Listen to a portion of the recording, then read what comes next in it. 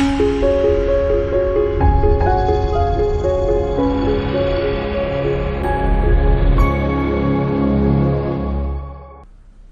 evening, everybody. My name is Louise Connolly, and I am the head of the Educational Consultants Department, Events Manager and Teacher Trainer at Macmillan, Iberia. And I would like to welcome you all to the last round of the online Teachers' Days. For those of you who attended the event in April, which was aimed at pre-primary and primary, I would like to welcome you back.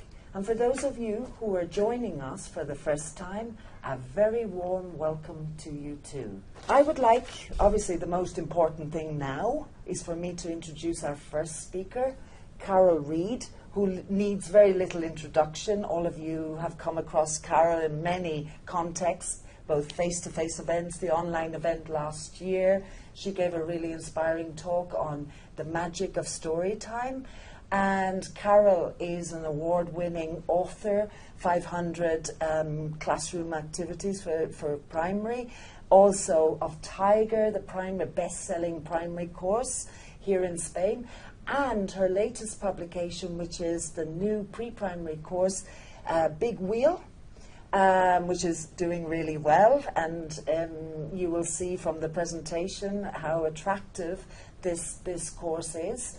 And today, Carol would like to talk to us about developing a whole child approach to learning English. So welcome, Carol. Welcome back. Thanks, Louise, and thank you very much for that lovely introduction. And this afternoon, what we're going to be looking at is what is meant by a whole child approach and practical ideas and activities to integrate a focus on the whole child with learning English in a holistic and engaging way.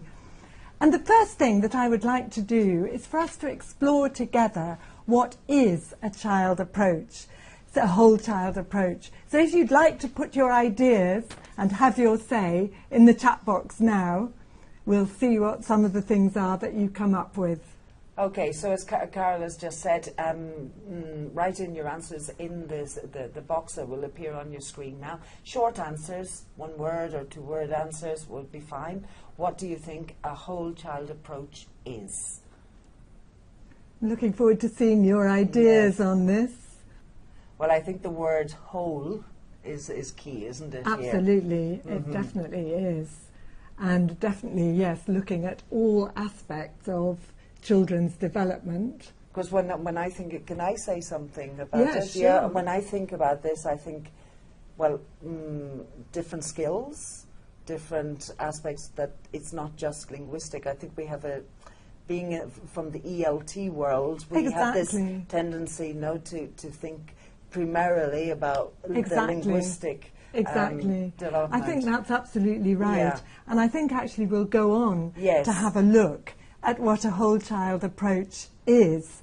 And I think what it is exactly, to pick up on what Louisa said, is that we focus on all aspects of children's development. So, for example, social development, their emotional development, their psychological development, their physical development, creative development, cognitive development, and language development.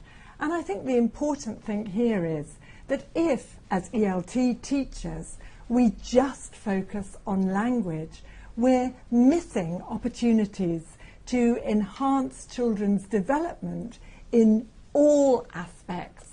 And in that way, when we do that, we also make them more successful at learning English too. And let's have a look how a focus on whole child development can be illustrated through something as simple as a song. I'm going to play you a video of this song now, and I want you to think how we can use that to develop all aspects of children's development. So let's go with the video now.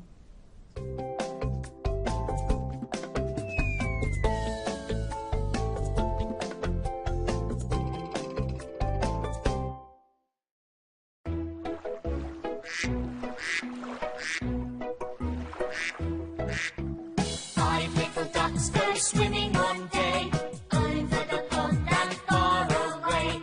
Mummy duck says quack, quack, quack, but only 4 little ducks come back. ducks go swimming one day, over the pond and far away. Mummy duck says, quack, quack, quack, but only 3 little ducks come back. 3 little ducks go swimming one day, over the pond and far away. Mummy duck says, quack, quack, quack, but only 2 little ducks come back. 2 little ducks go swimming one day, over the pond and far away. Mummy duck says, quack, quack, quack, but only 1 little duck comes back. 1 little duck goes swimming one day, over the pond and far away. Mummy duck says, quack, quack, quack, and 5 little ducks come swimming back.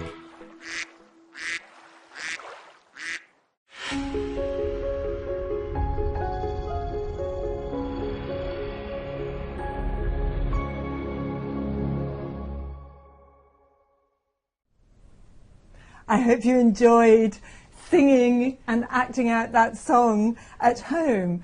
And I think you can see in many ways how that song develops the whole child. In social terms, the children are joining in and coordinating their movements with others. In emotional terms, there is the pleasure in participating in the song.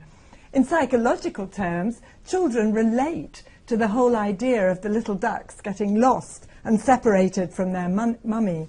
In physical terms, they're doing actions in time to the rhythm of the song.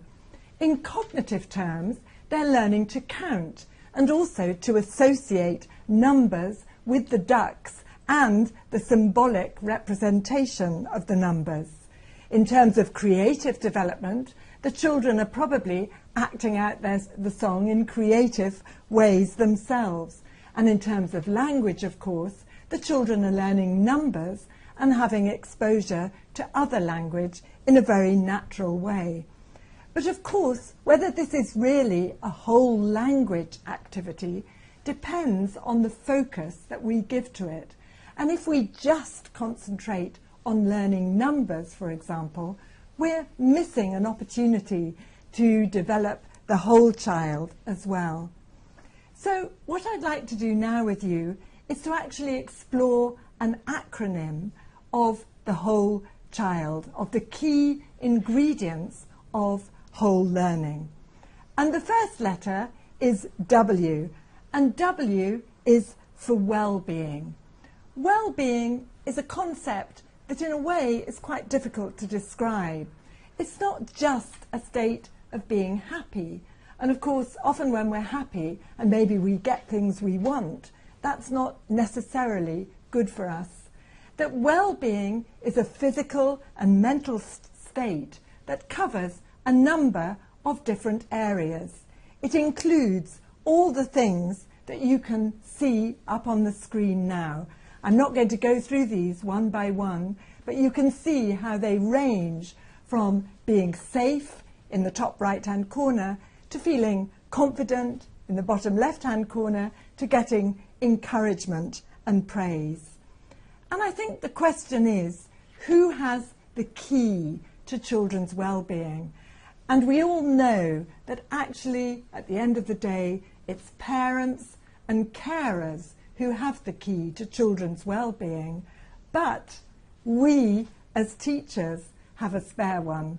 And I like this quote very much that I've adapted from one in the Veronica de Andrés book article on affect.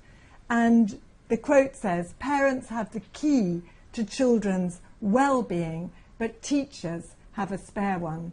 In the original quote, it's self-esteem, not well-being. But I think that the same things apply. And so what is key for us as teachers is the kind of strategies that we can use to foster and develop children's well-being. And I'd like to have another have your say moment now and to ask you to contribute and to tell Louise and me on the chat box what kind of strategies you think we can use to develop children's well-being. Okay, so again, we'll give you a couple of seconds to reply to that. Again, key words, you don't need to write complete sentences. So I think perhaps I'll start off explaining, and actually when ideas come in, then you can tell me. Them to you. I mean, I think key is the whole area of effect, so that we create a warm, friendly rapport and show sensitivity and interest in the children, that we explain things clearly and well and in appropriate child-friendly terms, that we model and demonstrate thinking processes and activities that need to be done, that we also give positive feedback and encourage children. That's one of the comments, praise for achievement. Absolutely, that's lovely, praise for achievement. And that we ask good questions, that we don't only ask questions to check vocabulary or understanding, for example, but we ask questions to encourage and further children's thinking. That we also encourage children to reflect on and think about their learning, and that we balance our focus on whole child development and the kind of pre-academic skills and outcomes that we also need to work on to prepare children for their journey through education and moving on later to primary school. So we need to closely monitor their actions. One more point was from somebody I think is worth mentioning, listening to their needs. Absolutely, listening to their needs. I think the whole area of listening is completely crucial, and it only is by listening that we understand our children and know what they want. So thank you very much for that. Okay, so moving on now to the next letter in whole, H. H is for head and heart. And I think here what is key is the importance of engaging both for effective learning. And if we start off by having a little look at head, the whole idea of cognitive tasks to develop important thinking skills and pre-academic skills in readiness for primary school. For example, learning about the real world in a little activity like this, where children are learning to identify the difference between food that grows in the garden and food that doesn't. Here the children are going to categorize the different foods by colouring in the circles. So what we're helping them to do then is also to use thinking skills to verbalize their thinking. So potatoes grow in the garden, or just potatoes. We're not necessarily expecting them to say the whole sentence. And so we're developing thinking skills as well as vocabulary and language skills as well. And also other thinking skills, and one that I'd like to highlight here is creative thinking, because I think a lot of us often think our children are so small, so young, they know so little English that they can't be creative. But of course they can. They're often very creative. And one idea, as you can see here on the screen, when you're telling a traditional story, such as Goldilocks and the Three Bears, why not ask the children to draw a picture to show what happens next in the story? And it's amazing the kind of creative ideas that children will come up with, from Goldilocks and Baby Bear having a party in the woods, to Goldilocks taking Baby Bear to the police station, for example. And that creativity, we can then listen to the children's ideas, albeit in their shared or first language rather than English. But this is very motivating for the children and developing them as whole people rather than just the focus on English. And the other H, of course, is heart. And heart here is to do with social and emotional learning, something that is key in the development of young children starting preschool. And social and emotional learning to do crucially with the way children understand their own feelings and emotions and learn to manage them, and to do with the way they establish positive relationships with other people and learn to maintain and handle those relations. And so understanding feelings, understanding their own feelings, and also being aware of other people's feelings. So in a little activity like this, with emojis that very young children often understand more quickly than we do. Okay, and here we have yellow is happy, blue sad, red angry, green calm, purple sleepy, and grey scared. And we might introduce these feelings using flashcards and then through a song. And we'll just listen to that song now. And even at home, what you might like to do is show by your faces the emotions that you hear in the song. Space. Values lesson. Listen and sing, "Sometimes I'm happy."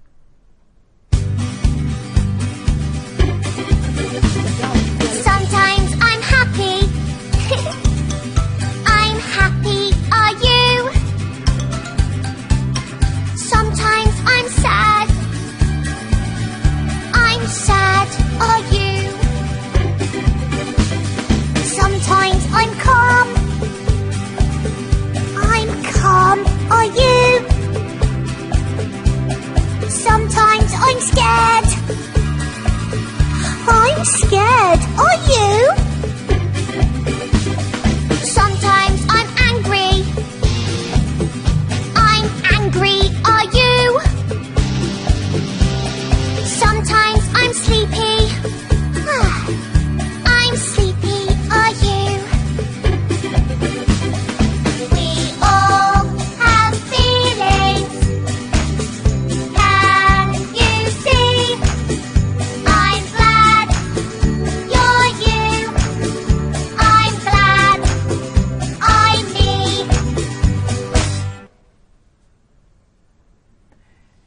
So in a little song and an activity like that, children are also, well, they're learning the word sometimes, because they're learning that actually we don't feel happy all the time. No, absolutely not. Our moods and feelings change.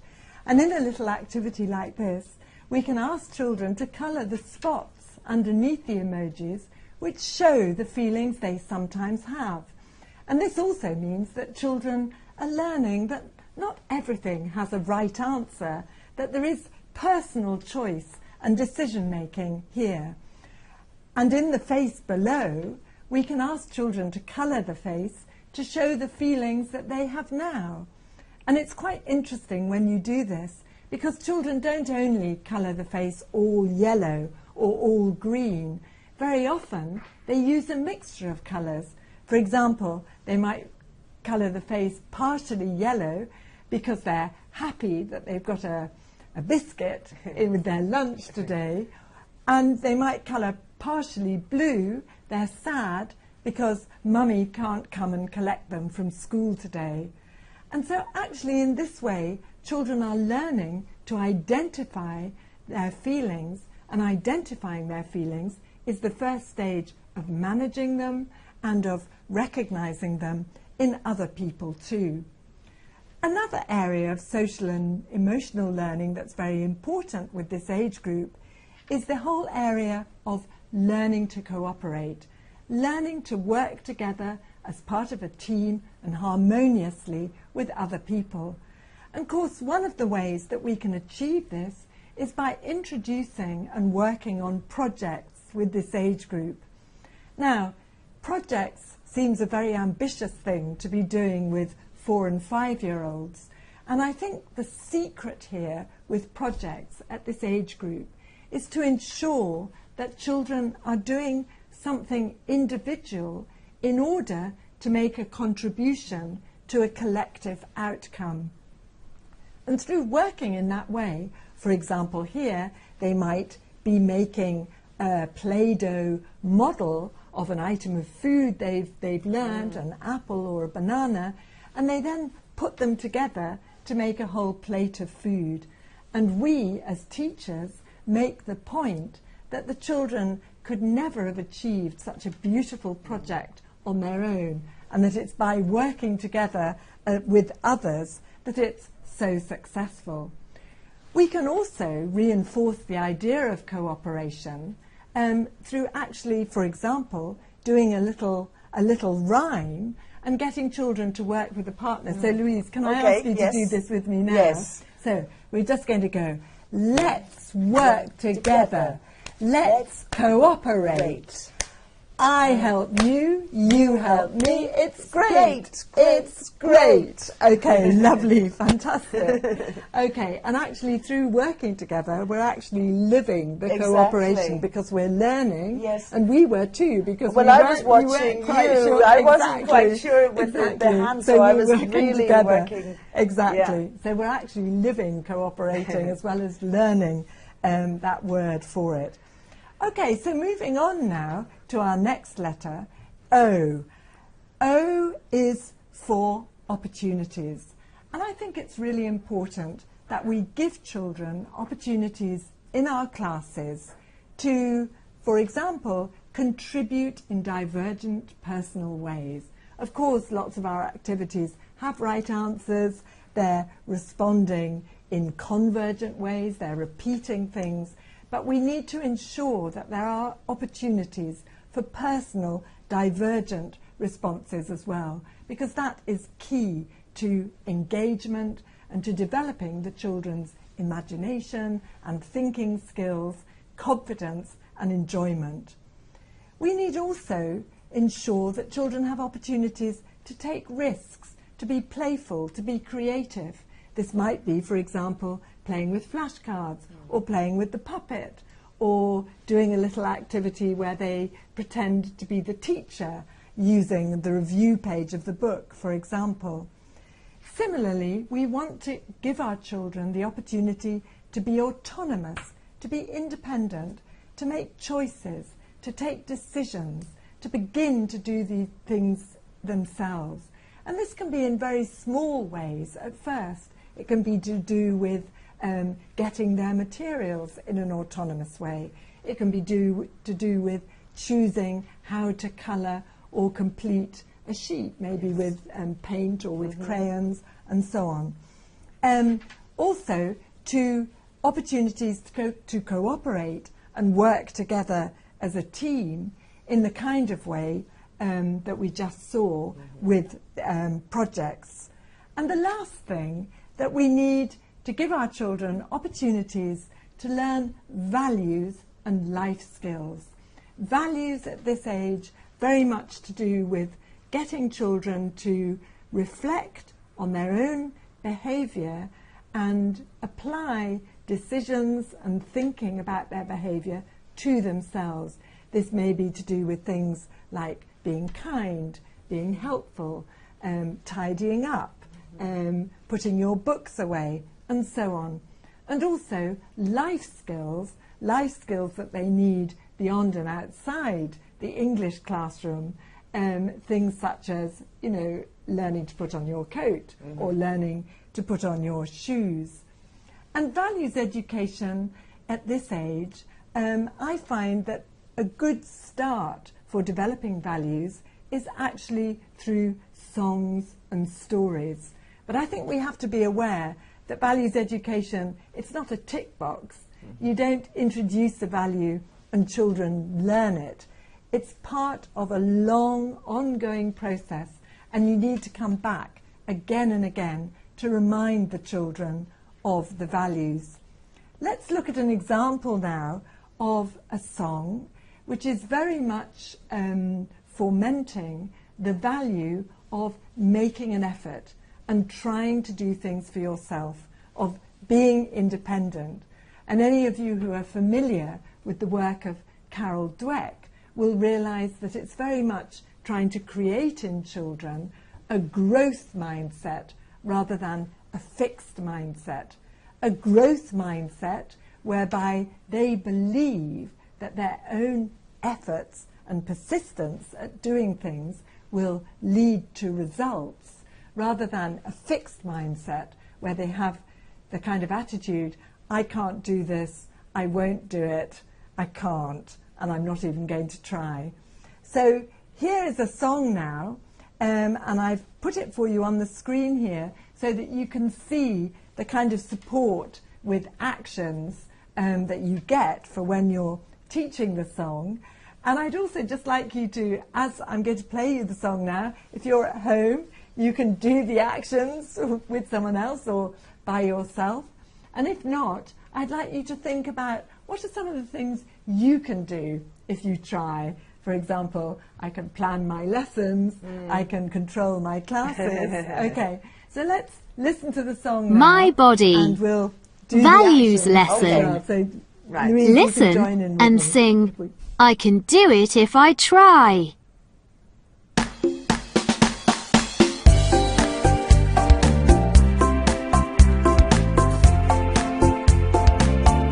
I can do it if I try. Try, try. Yes, yes, yes. I can put on my coat.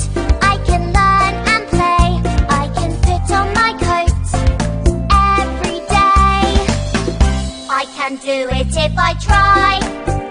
Try, try. Yes, yes, yes.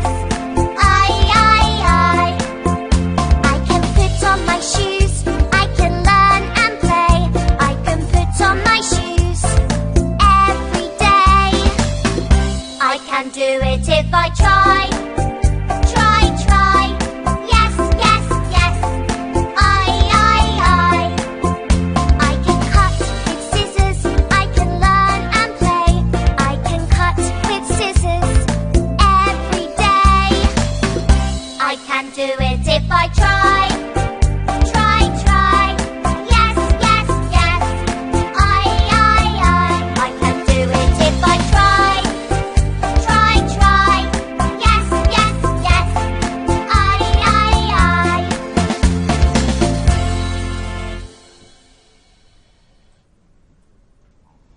Okay, so with a little song like that, I can do it if I try. Okay, with a little song like that, I can do it if I try. Please notice the language there. You know, I can do it if I try, but we're not really focusing on grammar here. It's about chunks, and children have no problem at all understanding that. I can do it if I try. And next time you see them, you know, working on an activity and maybe having a little difficulty of them with it, you can just gently remind them of the song. So values education, as I said, it's not a tick box thing, it's a process, and we're just starting the process in preschool. Okay, let's move on then to our next letter, which is L, and L is for language. And the reason I've put language here, because it is such a crucial part of the whole child's development, whether in their first language or their shared language, and of course also in English.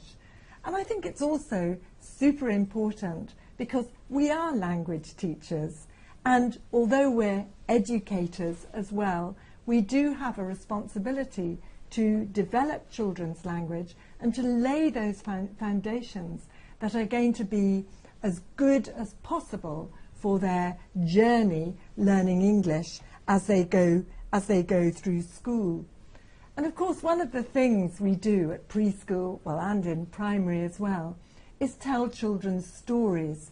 And stories provide a perfect opportunity for developing children's language through when we have repeated narrative patterns, when we put key communicative language chunks that they can join in repeating.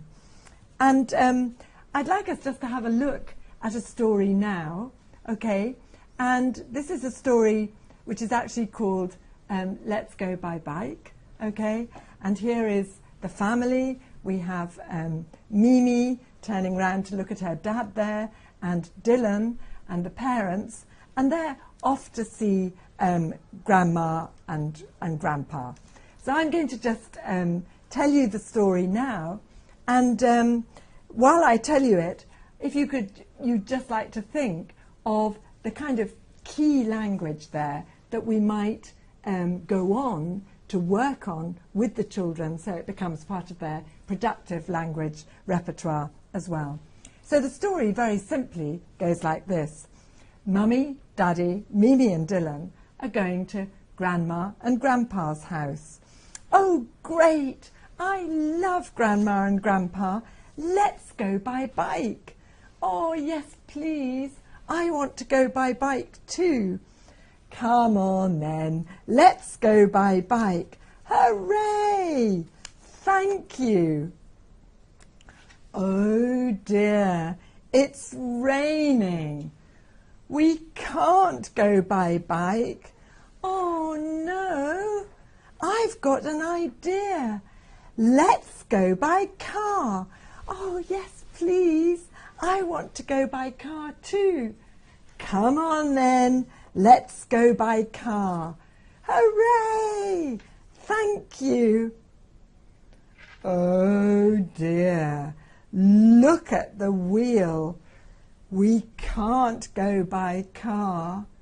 Oh no, I've got an idea. Let's go by train. Oh yes, please. I want to go by train too. Come on then, let's go by train. Hooray! Thank you.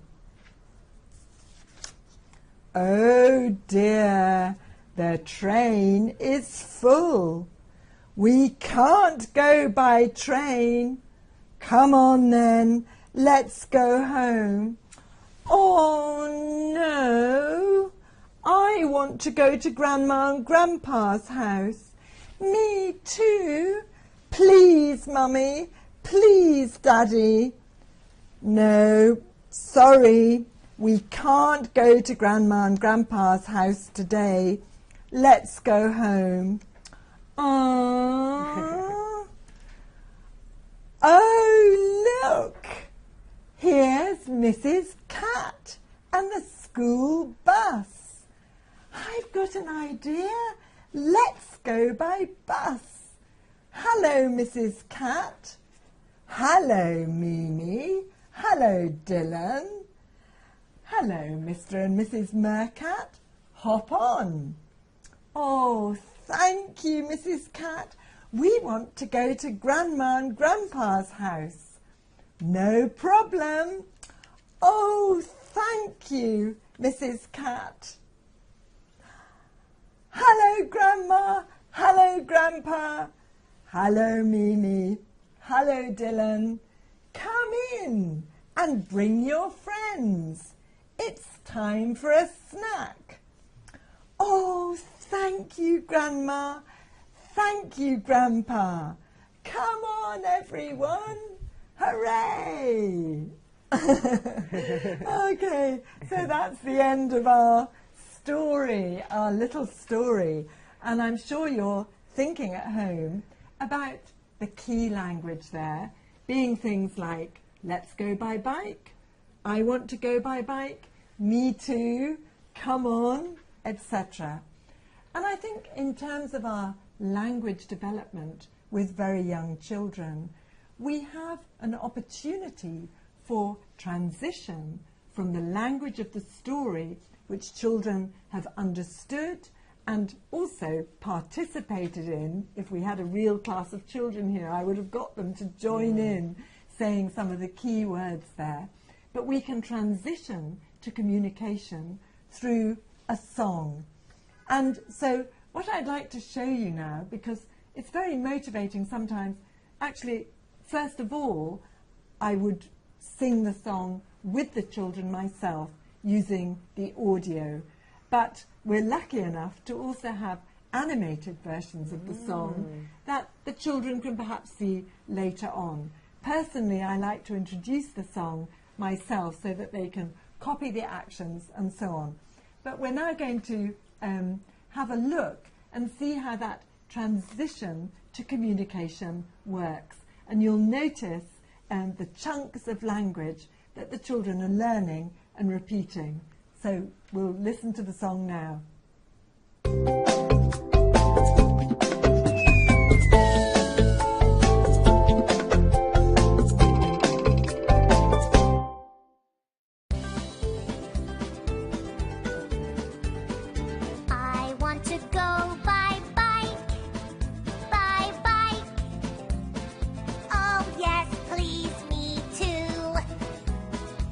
Come on then, let's go by bike. I want to go with you. I want to go by car. By car. Oh yes, please, me too. Come on then, let's go by car. I want to go with you. I want to go by train. By train. Oh yes, please, me too.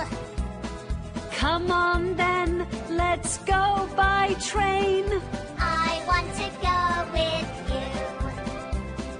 I want to go by bus. By bus. Oh yes, please, me too. Come on then, let's go by bus. I want to go with you.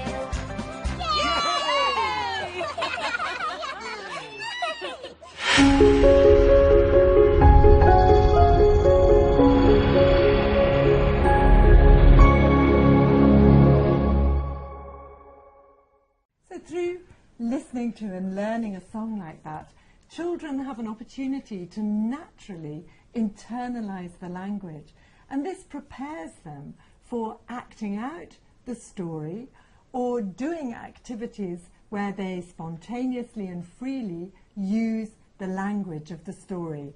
And of course, they will do this at different levels. Some of them will actually learn all the language off by heart. Some of them will only be able to produce the vocabulary, but that's fine. And we can do things like little flashcard games, for example, where children in pairs or threes decide, let's go by bike. And then they go round the circle pretending to go on a bike in a kind of free play activity. So language there is really important. And through the way we develop language, we're developing all those other aspects of the whole child as well. So moving on now to our last letter in whole is E, and E for evaluation. The importance of working with a learning cycle where at the end of learning we have a review in order to begin to develop children's metacognition and reinforce and remember everything that they've learnt and achieved in the unit. And so here is a little practical example where children have been learning about farm animals, and they can draw the animals that they know, and we have a little activity here that children enjoy doing very much, where they actually work in pairs and one pretends to be the teacher, because that's what Mimi likes doing with Dylan. So the children pretend to do that, and they love correcting each other when they're doing that. So the idea of review and what they can do there, the things that they've achieved in the unit, that's really important. But again, this is a process, and 4-year-olds will find this quite challenging at first. They need the support of you explaining what they should do in their shared language. But gradually, as you do it regularly, they will understand the importance of being able to reflect on their own personal progress. So, reflecting on what we've done in this session, we've looked at what's involved in whole learning, and we've explored an acronym of the word with W for well-being, H for head and heart, O for opportunities, L for language, and E for evaluation. And we're here now for a few minutes for you to reflect and discuss. So if you have any questions, please do send them now.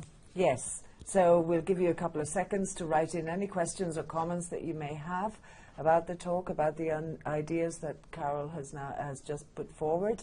and even comment on any classroom experience as well that you may have. Yeah. It's always lovely to hear from you about your own experiences of doing certain kinds of activities or working on, you know, a variety of skills and aspects of developing the child as a whole being, no? Definitely. Yes. Definitely. So we'll wait for your comments. I personally found it very inspiring to, I think your presentation of looking at, you know, having the acronym and, you know, focusing on well-being. Your point about well-being was very interesting, actually.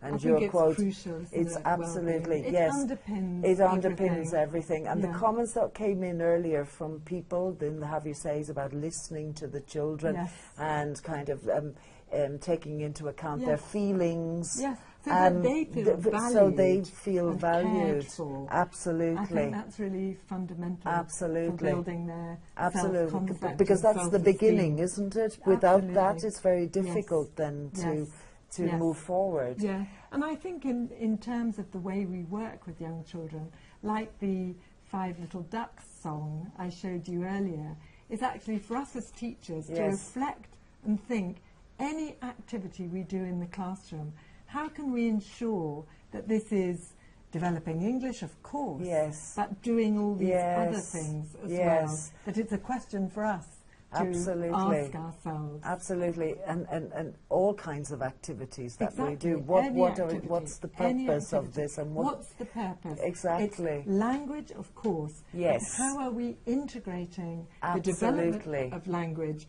with all these other aspects? You really got that point across really well, eh? Okay, we'll have some comments. I'll just relay. Yeah, please do. Well, one person is thanking you very much for such a motivating talk. Thank you. Really interesting presentation. Thanks a lot. Question, do you use any Spanish at any moment or just English all the time? But I think you mentioned that you do. I think it's very important to. I think that the children's first or shared language, because some children, for them, Spanish may already be a second or third language, but Spanish may be the shared language of the classroom, or indeed any other language that is the spoken language of where you are. And that it's important to see children's language as a resource for learning, not something to be left at the door and denied the child. I mean, children are in the process of learning their first language. Something that I love to do, for example, you know, if children are learning a new word, I might, and I know that I've got children from 8 or 10 different countries and cultures in my class, I might say, okay, we're learning the word lion. How many other words do we know for lion?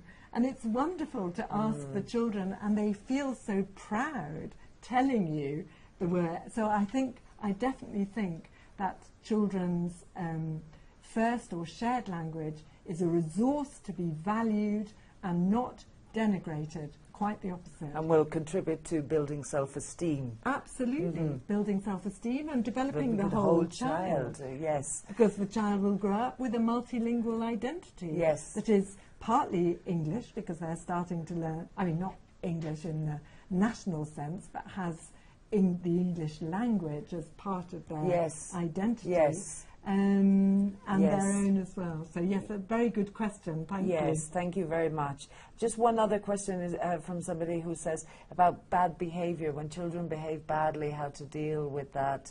I mean, that's integrated into... Well, I think that is a very good question, and also a very big question. We could have another whole webinar on it. Yes. But I think one of the main things that I would say is try not to focus on negative behaviour, try to focus on positive behaviour, because very often that negative behaviour is to do with the child wanting and needing your attention and wanting to get your attention. And I think what you over time want to try and convey is that the children get your attention by behaving well, not behaving badly. But this is a process. It's a process. But, and I know it's easier said than done. And it's for us as teachers, it's very easy to just, you know, if a child is naughty, often if a child is naughty, we end up focusing all our attention on that child rather than the 23 other children who are being good. Exactly. So I think we have to try and look for ways the children are behaving appropriately and positively, and show children that we value that just as much as their achievement in English. And just one question about phonics. How do you work phonics into this approach? I presume it's... Well, I think phonics is very much a personal choice thing. I think that some teachers feel that they want to do a lot of phonics work, and they're going to integrate it. For example, you know, in a story that we've just done now, you know, we might focus on the B sound. Or, for example, we might, you know, take that. I would say about phonics that that meaning should drive the work that we do on phonics, not the other way round. That it's important that that the children are working with language that they know and has been used meaningfully, rather than with discrete sounding out words that are in isolation and that don't have any meaning for them. That's a good point, yes. And finally, just one question. Big wheel is a good... Would it be a good method for 2 hours a week if you have classes for 2 hours a week? Oh, I think so. I think, I mean, the good thing about Big Wheel is that we do have it in 2 editions. So we have it in the standard edition and in the plus edition.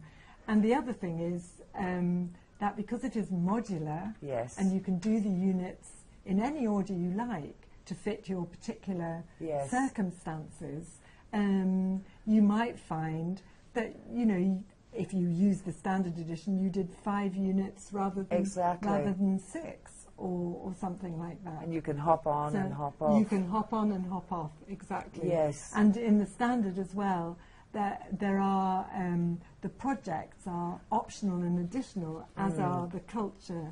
Whereas in the plus version, where children are doing more. So yes, I think it's very flexible. Very. That's wonderful. Question. It's a good question. And thank you, and thank you everybody for your questions, for your participation in this talk. It's been really inspiring. Thank you so much, Carol. It's been a real pleasure. And I hope to see you again next year. Yeah, lovely. Yeah.